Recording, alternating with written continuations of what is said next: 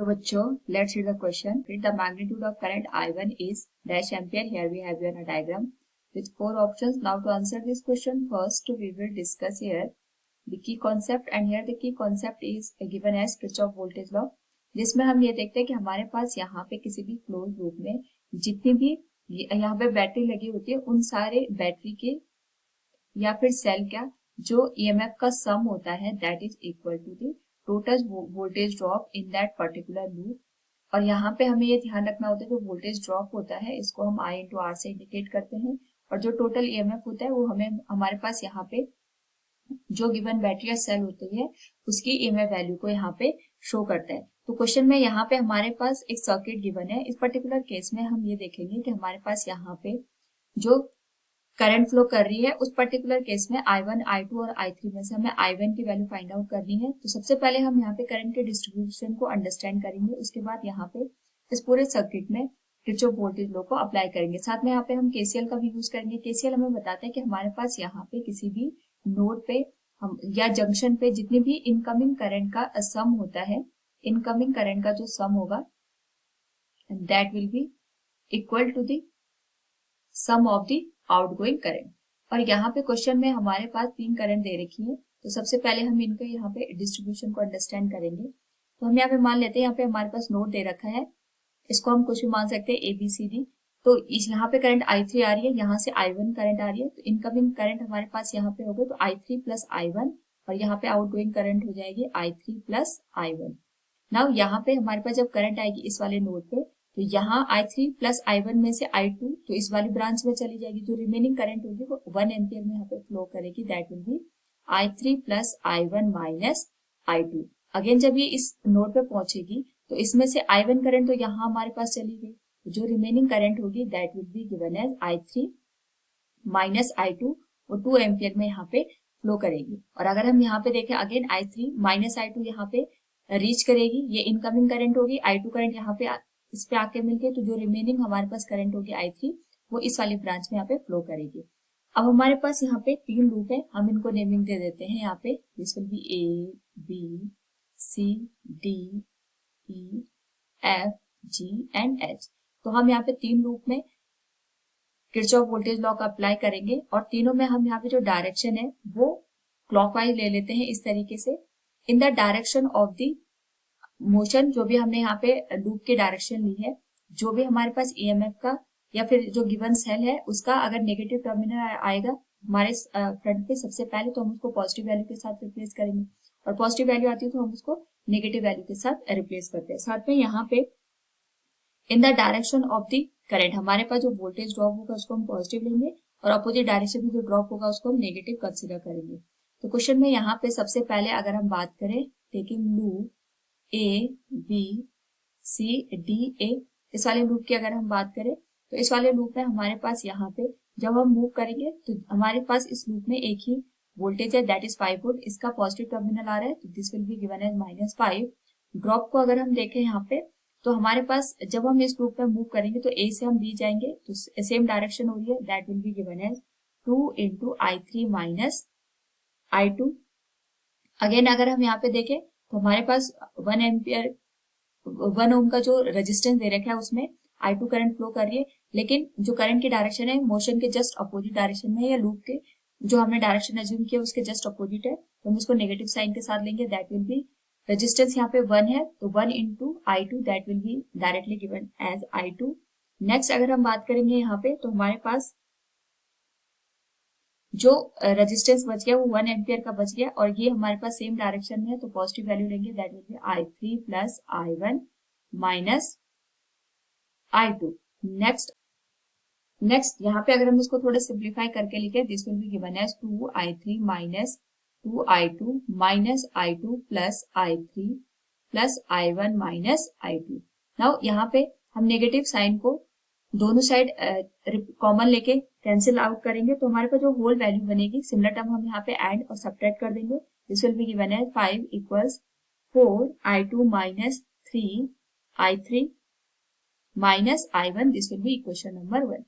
Next यहाँ पे अगर हम बात करें हम सेकेंड लूप लेंगे that will be given as D C E F D। Again इस लूप में हमारे पास यहाँ पे जो बैटरी आएगी that will B 5 volt.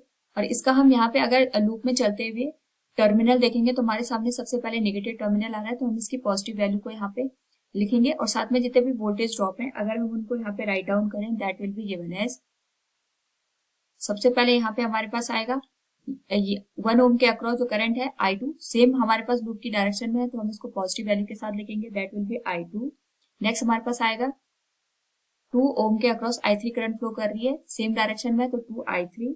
Next हमारे पास आएगी जो current that will B across 1 ampere that will B I1 plus I3। Now अगर मैं इसको सिंप्लीफाई करके लिखूं this will become 5 equals I1 plus I2 plus 3I3, this will be equation number 2। Next हमारे पास यहाँ पे एक और लूप बच गया जिसमें हम जो हमारे पास यहाँ पे A D F G H A इस लूप की बात करें this will be given as A D F, then अगर हम इसको देखें G H A ये हम लूप की बात करेंगे। अगर हम इसमें यहाँ पे किरचॉफ वोल्टेज लॉ अप्लाई करें तो हमारे पास यहाँ पे क्लॉकवाइज डायरेक्शन में हम मूव करते हुए बैटरी का पॉजिटिव टर्मिनल देखेंगे तो हमारे पास यहाँ पे नेगेटिव वैल्यू आएगी that will B -2 equals in the direction of the current हमारे पास वैल्यू वोल्टेज ड्रॉप की पॉजिटिव होगी। तो यहाँ पे हमारे पास दोनों ही जो करंट है I1 प्लस I3 और दूसरी I1 plus I3 minus I2 दोनों अपोजिट डायरेक्शन में, तो हम यहाँ पे नेगेटिव वैल्यू का यूज करेंगे दोनों में, this will be given as -I1 minus I3। इसी तरीके से हमारे पास वैल्यू आ जाएगी -I1 plus I3 minus I2, क्योंकि रेजिस्टेंस की वैल्यू हमारे पास यहाँ पे दोनों में 1 एम्पियर है तो हमने डायरेक्ट यहाँ पे करंट की वैल्यू को राइट डाउन कर दिया। This will be given as -2 equals -I1 minus I3 minus I1 minus I3 minus minus का प्लस हो जाएगा I2 के बराबर। नाउ हम यहाँ पे दोनों साइड नेगेटिव साइन कॉमन लेके इसको कैंसिल करेंगे, this will become 2 equals -I1 minus I1 this will become -2I1, तो वैल्यू आ जाएगी हमारे पास 2I1 के बराबर, this will be -I3 minus I3 -2I3, ये भी पॉजिटिव वैल्यू पे आ जाएगा 2I3 एंड ये ऑलरेडी पॉजिटिव है तो हम इसको नेगेटिव साइन के साथ यहाँ पे यूज करेंगे। This will be equation number 3। Now यहाँ पे हमारे पास जो इक्वेशन 1, 2 और 3 है इनका यूज करके हम यहाँ पे जो अननोन वेरिएबल है उसको फाइंड आउट कर सकते हैं। इसको फाइंड आउट करने के लिए जो हमारे पास इक्वेशन 1 और इक्वेशन 2 है हम इन दोनों इक्वेशन को यहाँ पे ऐड कर देंगे तो 5 प्लस 5 दिस विल बिकम 10 और यहाँ पे हमारे पास 4I2 plus I2 this will become 5I2। Equation 1 में -I1 है और इक्वेशन 2 में प्लस I1 है तो दोनों कैंसिल आउट हो जाएंगे, हमारे पास -3I3 है फिर हमारे पास +3I3 है तो दोनों ये भी कैंसिल आउट हो जाएंगे। तो I2 की जो वैल्यू है यहाँ से this will be given as 2 ampere, ये हमारे पास वैल्यू आ गई। अब हम इस 2 एम्पियर को इक्वेशन नंबर 3 में प्लेस कर देंगे तो वैल्यू बन जाएगी 2 equals 2I1 plus 2I3 minus 2 और वैल्यू अगर हम यहाँ पे LHS में शिफ्ट करें this will become 4 equals 2I1 plus 2I3 I1 plus I3 will be equal to 2, this will be equation number 4, ये हमारे पास यहाँ पे इक्वेशन नंबर 4 बन गई।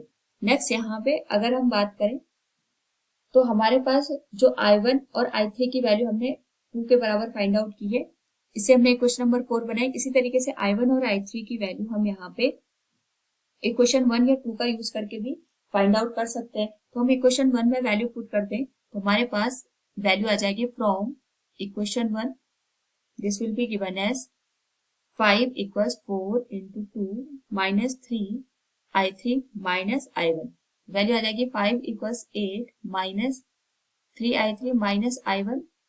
सॉल्व करें अगर इसको this will be given as 3I3 plus I1 equals 8 minus 5 this will be 3, ये हमारे पास बन जाएगी इक्वेशन नंबर 5।